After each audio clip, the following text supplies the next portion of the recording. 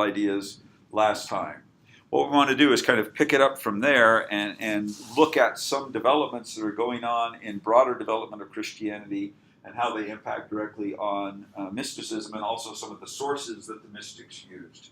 Now, first thing to note is the allegorical phenomenon. As you've noted probably in the first 3 chapters that we've read of McGinn, they are very allegorical in their approach to all of this, right? People are both interpreting Scripture allegorically and developing their own mystical allegories. So, the importance of allegory is crucial. I think we've discussed this earlier, but we should reiterate that. And this is true of other forms of mysticism as well, both Judaism and Christianity and Islam, but then Eastern mysticisms as well, which we'll talk briefly about later on in the course. Now, basically, allegory as a, allegory in the sense of, saying the king is like a lion or something like that. It's more of a metaphor. But, those types of things are, you find in very ancient literature. But we're talking about now extended literary allegories. And they're essentially parables as a form of this, but these are more developed and complex, the type of allegorization we're talking about. Now, there is in all cultures this symbolic representation, literary symbolic representation of equating things with other things and so forth, and using metaphors to describe things. The way it developed for mysticism is that the Greeks in Alexandria in the 3rd, 2nd centuries BC were examining the myths of the Greeks. These were more like oral traditions and legends of the Greeks. And they were examining Homer and some other very early Greek writings. And what they came up with was a bunch of strange ideas they didn't understand, and then strange behaviors of the gods they didn't think were very good, uplifting or just or anything. Now, to a Bronze Age Greek, they would have just said, well, gods are power. The essence of being a god is to have all power. If you have all power, you don't have to behave justly. You can do whatever you want. So the gods may behave unjustly, but they're gods. What are you going to do about it? So the idea that God should be just, true, right, righteous, all these things is kind of derives from Plato and Socrates and other Greek philosophers. Then when those guys turn to the myths, they say, well, the gods are not behaving the way the philosophers think they should behave. And so what they started to do was allegorize these stories from Homer and the Greek myths. As they did that, they created a whole system of allegorical interpretation of, text and ideas and stuff. This was done and institutionalized in Alexandria. And if you look at it, the other schools, the Athenian, the Antiochian, and so forth, were not as allegorically oriented. Okay? Now, it's not that they didn't use it, but Alexandria seems to be the center place of that. Now, Alexandria became a big center both for Judaism and for Christianity. That is to say, the earliest Jews and Christians who were studying Greek philosophy, and if you wanted to get an education in the ancient classical world, rather, you studied Greek culture. They study Greek philosophy. They are imbued with this allegorical approach to things, and they apply it to the Bible and to their own religions. Now, the first guy who does this extensively is Philo, and I think we talked about him before, right? Yeah. Okay. Philo does not have as strong an influence on later Judaism, which rejects all the Hellenistic stuff, as it does on Christianity. But the earliest esoteric Christian theologians are both Alexandrians. That is, Clement of Alexandria and Origen, who studied in his early life in Alexandria and then moved to Caesarea or in his later life. But I mean, his intellectual background was Alexandrian. Both of these guys are some of the earliest mystical, esoteric writers in Christian tradition. They're both Greeks, okay? And this same allegorical theory gets transmitted to Neoplatonists, and from the Neoplatonists through Augustine and Dionysius, it passes into Christian traditions as well. So you have a few very important early Christian writers And Philo is accepted, by the Christians, that is used by the Christians, so you would include him as well, who take up this allegorical method, okay? So bear that in mind. And you'll see it all throughout the rest of the mystical history of the Christians we're talking about. There's also a fellow named called the Shepherd of Hermas. We don't know his name, but he wrote a book of allegorical visions. That is, he has had a bunch of visions, and they're all allegories of something. And so he is claiming not just I am interpreting a scriptural text as allegory. He is saying I had these visions, and they're all allegories. The visions are intentionally allegories. That is, God is revealing allegorical visions to me. Is that really typical in the Old Testament and everything? I mean, allegorical visions and dreams and things were more common, it seems, than just straight up conversation. Well, the question is, if you take Ezekiel's vision of God seated on the throne, did he see God seated on the throne, or is it an allegory for God's omnipotence and omnipresence? Well, You see what I mean? I'm thinking of like Pharaoh's dreams or the Nebuchadnezzar statue or all of those sorts of things. Yes, that's right. Absolutely. Yes, when you look at Joseph and Pharaoh's dreams of the 7 lean years and so forth, those are allegorically interpreted too. That's right. So, it's not that there's not biblical background. It just becomes more extensive. And the Shepherd of Hermas continues this, and it passes on into Christianity. But that's right. It's a good point. Anything else? We also have a collection. So we have what are called the early church fathers. Most of these are highly theologically oriented. That is, they're debating about, kind of nitpicking about theological and doctrinal issues. But some of them are esotericists and have influence on later mystics. Now, Clement, some of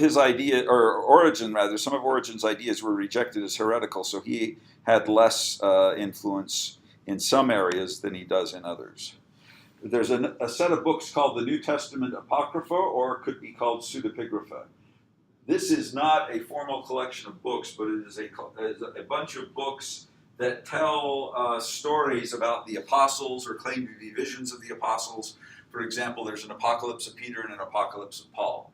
And we have the Apocalypse of John in the New Testament, but these aren't there. These are probably later. They're probably pseudepigraphic. That is, they may not really be attributable to Paul or whatever. But at any rate, these are texts which have a lot of mystical elements in them. I've listed a few. There's a whole bunch of apocryphal New Testament texts, and this book has most of them in it. And I've listed a few of the more esoteric and mystical ones, if you want to pursue those a little bit. So that's another collection of data. And notice, these books are not canonical. They're often considered books of mysteries. And so, the monastery might have some copies of these. The monks might be reading these, but these are not, public knowledge and widely distributed texts. So the scriptures, everybody's reading those. Well, the scriptures are the books they read aloud in church meetings. Okay, so although most people couldn't read, they would hear the scriptural stories. These other books are more limited in circulation, but the mystical guys would be attracted to those. Now, we've talked about the Old Testament Pseudepigrapha before, right? When we talked about Judaism. This is it's a 2-volume translation of the most important Old Testament Pseudepigrapha. So if you want to go look at some of those, you can find them in there. And, First Edict's in there and lots of other texts as well.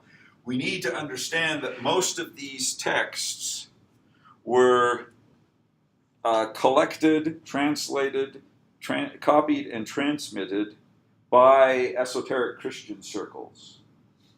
Although many of them were written by Jews and deal with Old Testament figures, they are transmitted largely in Christian circles. Not entirely, but largely.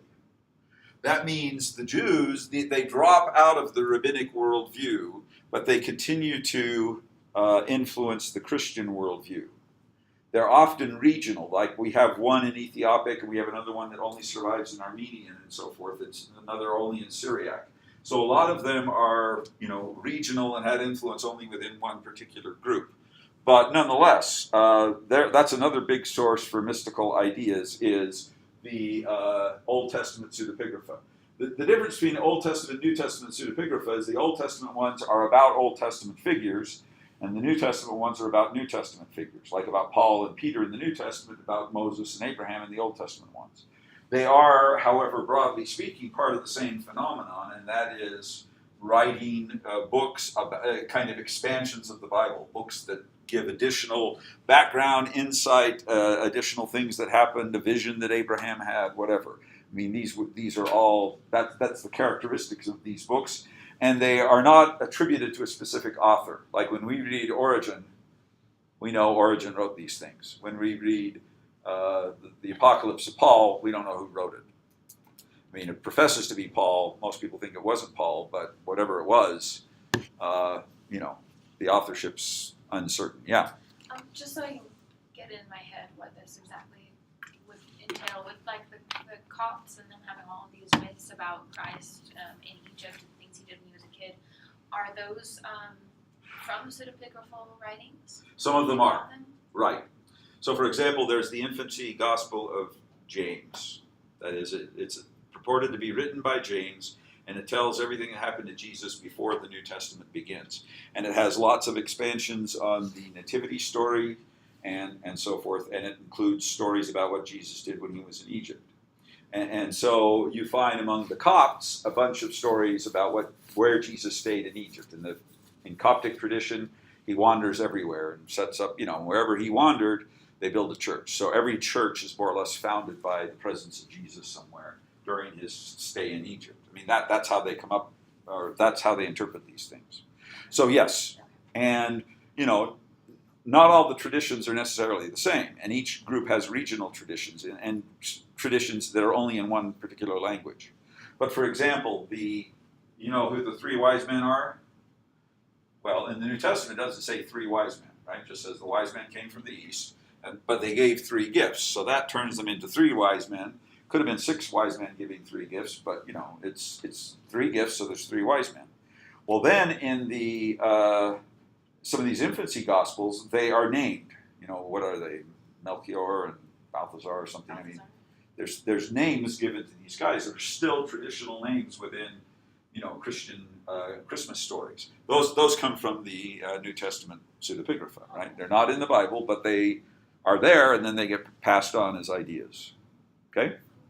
And then it also seems to be one comes from Africa, one comes from Asia, and one comes from Europe. So you have, 3, one of them's a black guy, and you got these 3 guys that, meet somewhere and then come over to Jesus. Stuff like that. Okay, another source of esoteric ideas. Any questions on any of that? Another important source of esoteric ideas is what's called heresy. Now, heresy means literally the others, but it comes to mean doctrines that are not true, false doctrine. Now, heresy can only be defined against what is true doctrine. So the heretics obviously didn't think of themselves as heretics. They thought of themselves as teaching the true doctrine. And the other guys thought they were heretics. Who gets called a heretic and who gets called orthodox depends on who wins in the Christian theological struggles, and that turns out to be the Greek Orthodox, as we'll see in a second when we talk about the Imperial Church. But the point is, there were groups that had, sometimes they're called another term for this is orthodox and heterodox. So what's orthodox? What's dox mean? Practice. Teaching. Teaching. So what is? Doesn't orthodox mean the right teaching? Yeah, it literally means straight teaching, but it refers to right teaching. So this is correct teaching. Heterodox means other teaching, some other teaching that's not the correct one. So you'll see heresy means kind of sect, like a group, and orthodox heterodox means other teachings. Okay, a lot of these heterodox groups were fairly mystical and claimed supernatural authority for their teachings, whereas the Imperial Church claimed tradition as the authority for their teaching. So we're going to see a struggle between those groups. Some of the teachings get accepted by the Imperial Church, but a lot of them don't. And some of the books get preserved and some of them don't. Now, I've given a couple examples of these movements. One's the Montanists, another one's the Gnostics, which themselves were divided into a whole bunch of groups. But the Gnostics produced the Nag Hammadi texts, which we will talk about next time, and to kind of look at what they're all about. But just note, heresy then, essentially what happens is the Imperial Church gets founded by Constantine. Constantine's converted. He then patronizes Christianity as emperor when he seizes the throne. And this is what I call the Imperial Church, which is called by the non-Orthodox guys the Melki. Melech in Hebrew is king, so the Melki is the things of the king, or the emperor in this case, because the emperor's name was Basileus, which is the same as king. That is, Basileus in Greek is Melech in Hebrew and Aramaic and so forth. So the Melkis are the guys who follow the emperor's church. So I translate this as Imperial Church. Okay? What it refers to is the state-sponsored Christianity of the Roman Empire. Now, it starts out as the whole Roman Empire, but as the Roman Empire in the West falls, it survives only in the East, which comes to be called the Byzantine Empire. Everybody got that? Now, this Byzantine Empire is Christianized under Constantine and then turns into Greek Orthodoxy. So the Greek Orthodox Church is the Eastern Imperial Church. The Roman Catholic Church is the Western Imperial Church. And they split beginning really when the Western Empire falls in the 5th century. They just keep getting further and further apart and cease reading each other's theology and so forth. Now, there's lots of similarities, but nonetheless, they're two distinct movements. Okay? Now, what happens is these guys move away from saying we have the gifts of the Spirit and therefore have authority to we are the bishops, we have the institution, we have the tradition, and therefore we have authority. So it's kind of like the rabbis moving away from independent spiritual authority for a teaching to institutional and traditional authority for a teaching. So you have these two different impulses within early Christianity. One is, here's the institution, they set up this doctrine, that's the correct doctrine, everybody should follow it. The other is, I've had a vision from God, I've had a revelation, this is the true doctrine that God revealed to me, and this is what you should do. So these two impulses are there, and the mystical impulse is more towards the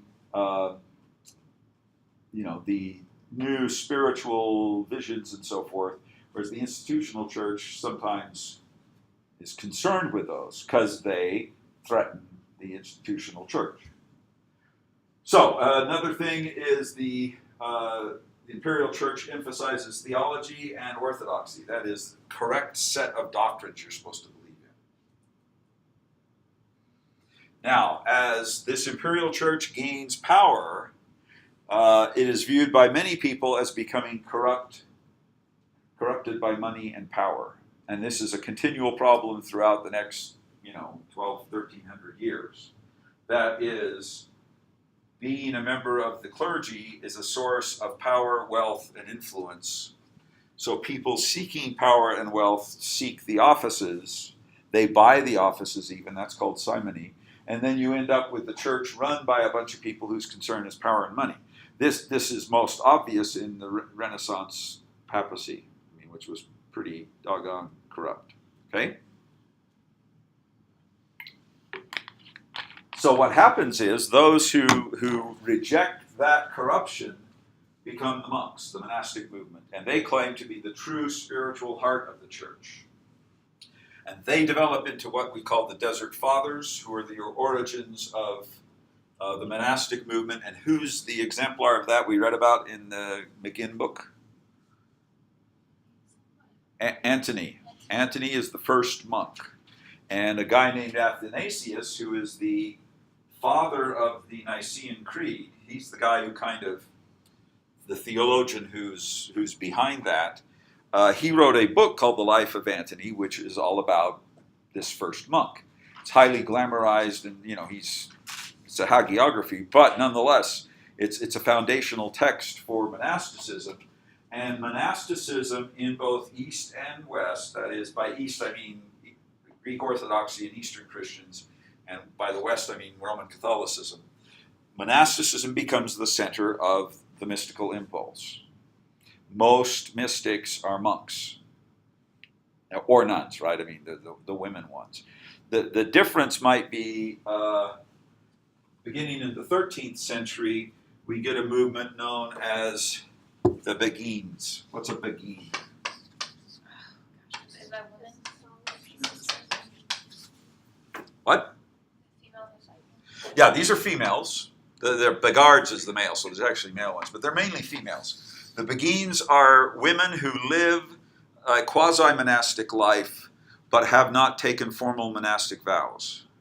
So it is a lay movement. What does lay mean? Non-clerical, that is ordinary people. It's a movement of ordinary people who maybe have had families or been married and, whatever, but now they want to live a quasi-monastic life. And you begin to see then lay people becoming mystics through the Beguine movement and similar phenomenon that's going on. But, and one of these people was a Beguine, I can't remember which one. Well, when we look at her, we'll talk about them. But at any rate, these guys are transitional between full monastic mysticism and lay mysticism, which is going to, it's a new phenomenon a little bit later on. Okay, any questions on that? So do you see how we're moving then from a non-institutional Christianity, which is pretty diverse in terms of beliefs and practices and books and all sorts of stuff, to an institutional church, and then a reaction against the corruption of the institutional church is monasticism, which then becomes the center of the mystic impulse. But in the long run, monasticism itself becomes corrupted. There's many reform movements within monasticism. Who's the most famous monastic reformer? Francis, right. He's 13th century Italy, and he was strongly opposed to the greed and corruption of the church and the monastic orders.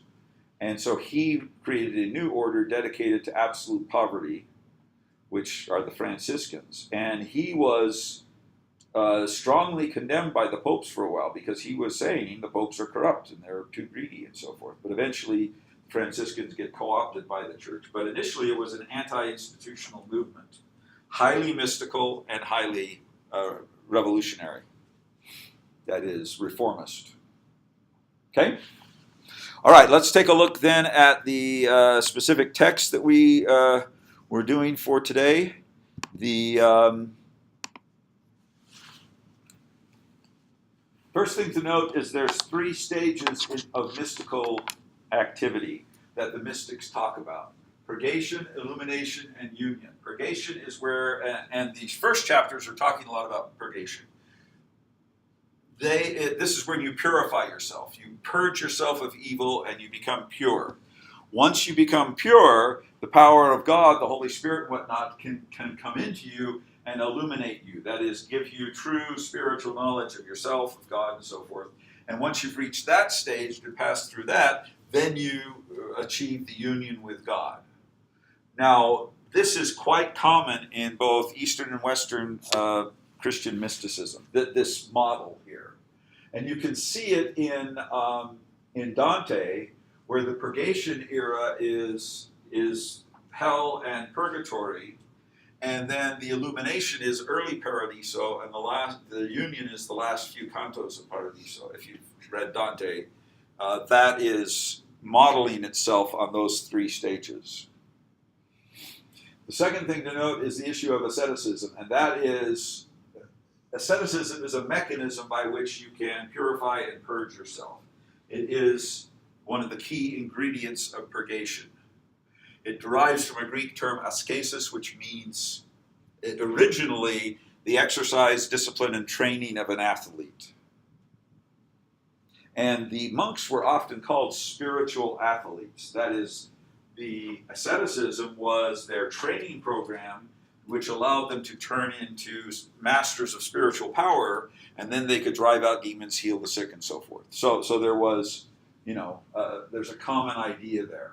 But what it means in technical terms is fasting, no sex, sleep deprivation, giving away all your possessions, so abandoning greed, and abandoning often companionship. That is, you completely isolate yourself, like St. Antony does for 20 years, right? Now notice, this isn't a quick thing. You just don't go in and read a self-help book and suddenly you've achieved mystical enlightenment. This is a lifetime process. How long did Antony's purgation take? Well, at least 20 years. Yeah, it's 20 years. Okay, so I mean, and he's one of he's one of the best ones, right? And he took 20 years. So this is a lifetime phenomenon. That's why it often centers around monasticism, because monks abandon the world to dedicate their whole life to spiritual pursuits. And maybe when you're an old geezer monk, you can achieve the union phase of this. Does that make sense?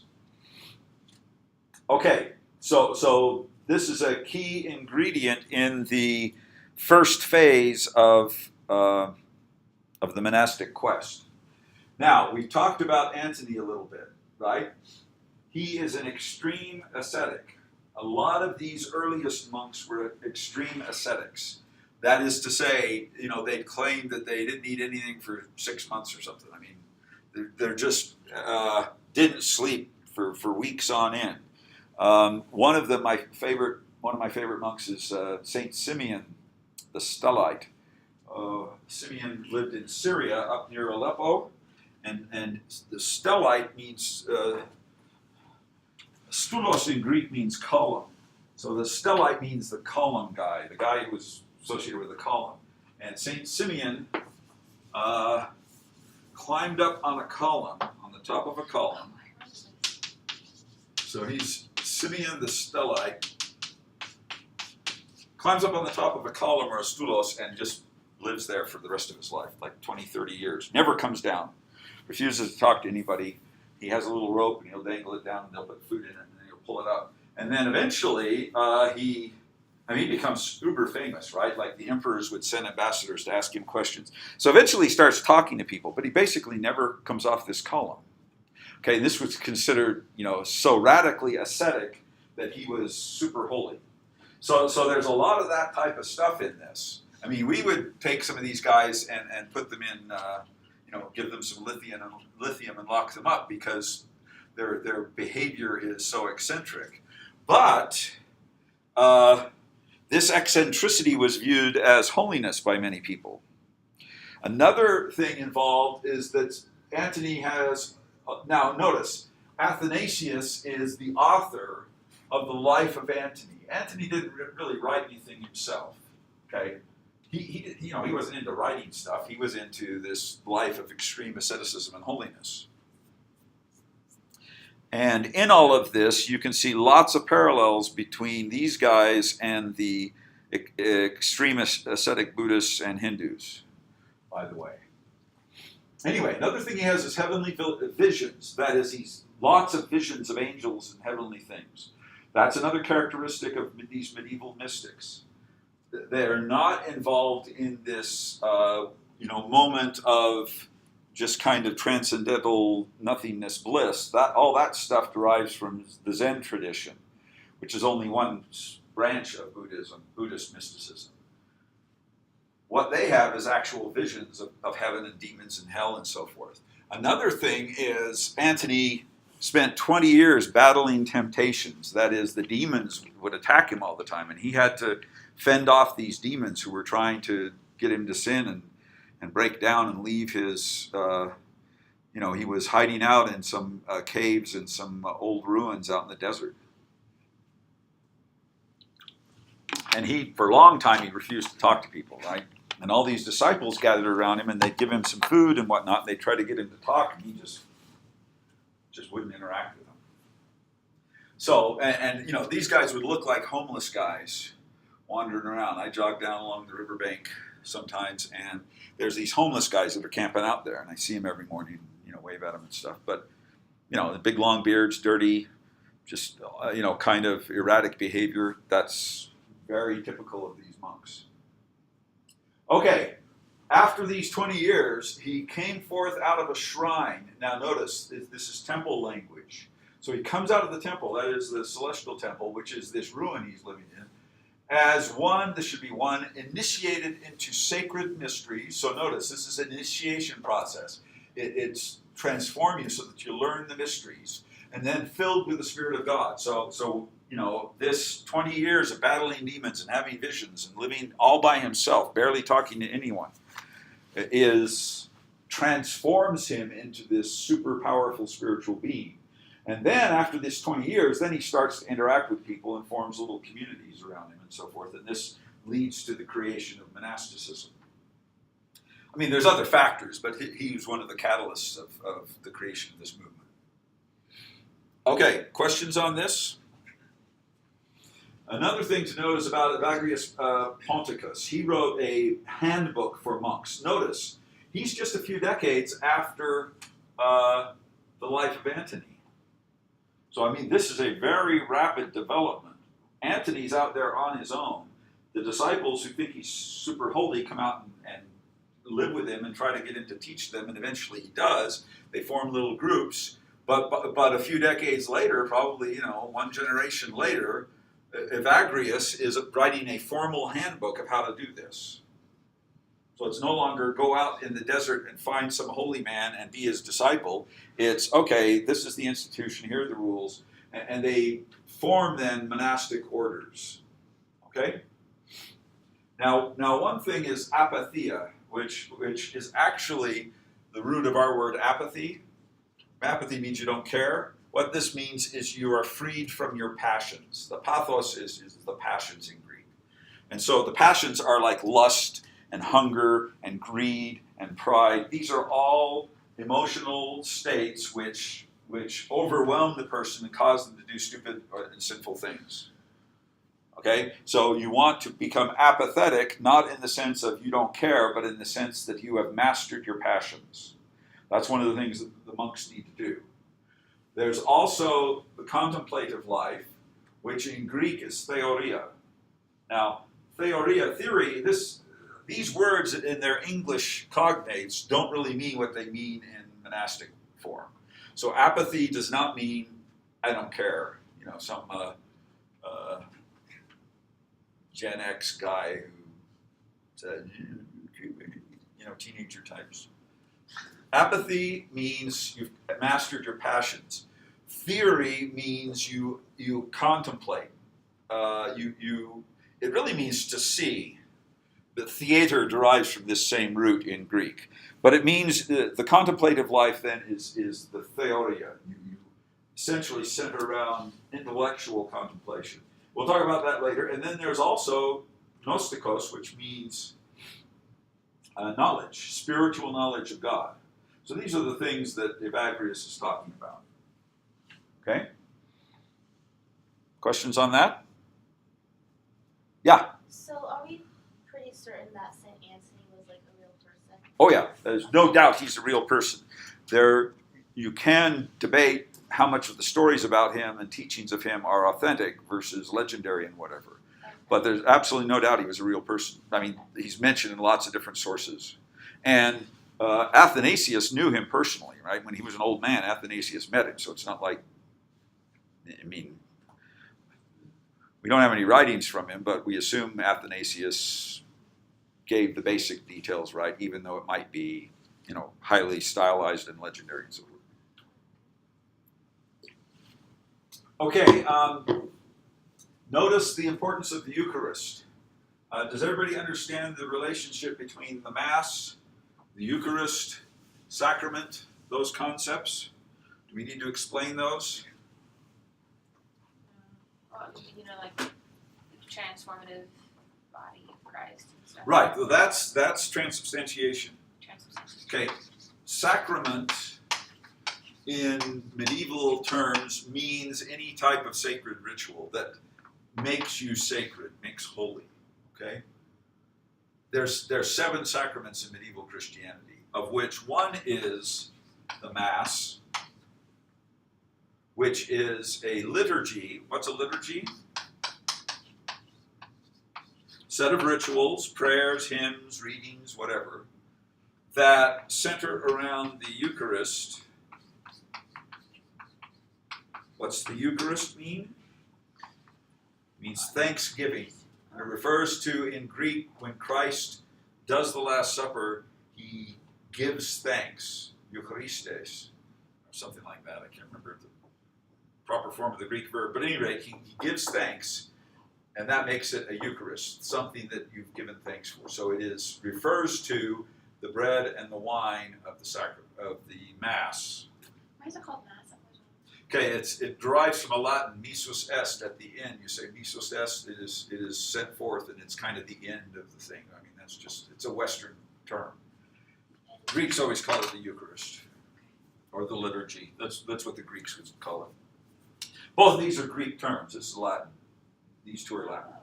Anyway, that is a key ingredient of monastic life for medieval mystics. It fades away for Protestant mystics who don't believe in the spiritual reality of the presence of God in the sacrament.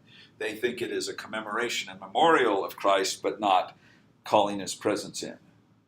So notice, this Mary of Oignies is said to have had a 35-day fast in which she lived solely on the Eucharist. Now, what does that mean? She has so transcended the physical body that she doesn't need any mortal food. Her life force is sustained solely by the Eucharist, which is just a little piece of bread and wine, right? Sometimes it's just a piece of bread dipped in wine that they would eat. So, it'll vary exactly what it is, but it's always bread and wine. Sometimes wafers that have been dipped in wine, sometimes a sip of wine and a little cracker. I mean, it could be lots of different things. The Greek Orthodox tended to be big loaves of unleavened bread that they break up, dip in the wine, and give to you. Anyway, the point is she's can sustain her life solely on spiritual food. Okay, so that's an extreme asceticism, right? Notice Catherine of Genoa. She is an exemplar of the doing charitable work, that is, caring for the poor, caring for the sick, things like that, as a mystical act. So caring for the poor is a form of asceticism.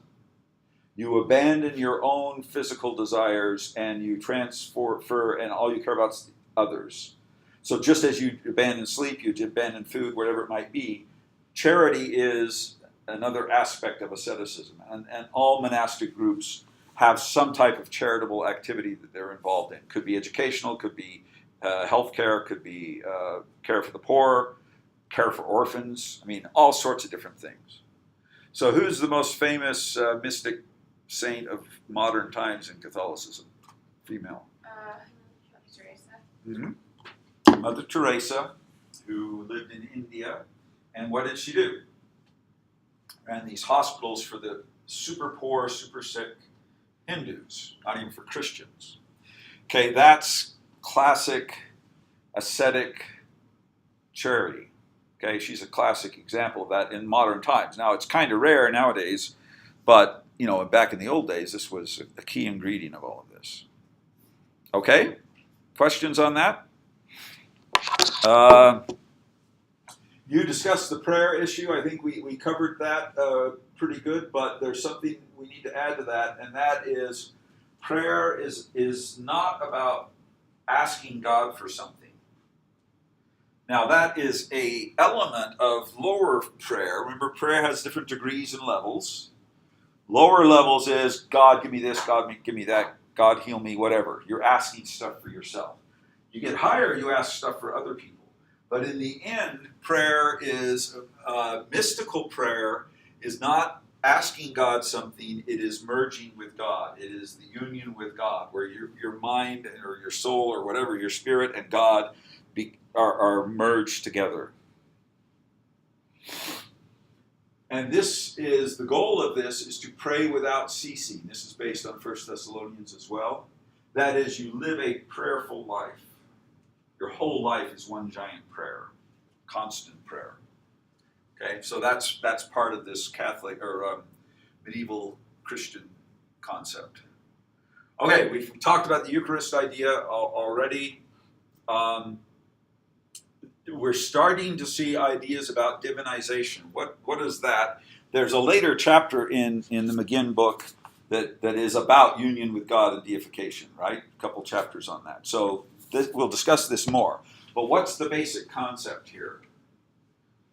It's based on John 17, where Christ at the end of that chapter, in the mid-20s verses, says, I would that they might be one with me even as I am one with you. All of us one together, that type of language. That is interpreted by the mystics as divine union. That is mystical union with God. And they call that, however they define it, and they understand it in different ways, but they call it deification, especially in the Eastern Christians. So you'll see, or divinization, or theosis, or theopoiesis. There's lots of different terms they use. But it means that basically the mystical union with God transforms you in such a way that you become one with God. Okay, that's another key concept of what they're looking for. Okay, this Hadvich, I don't know how to pronounce that in Dutch. She's the Beguine that we talked about. So just bear that in mind. These are the quasi-monastic lay people.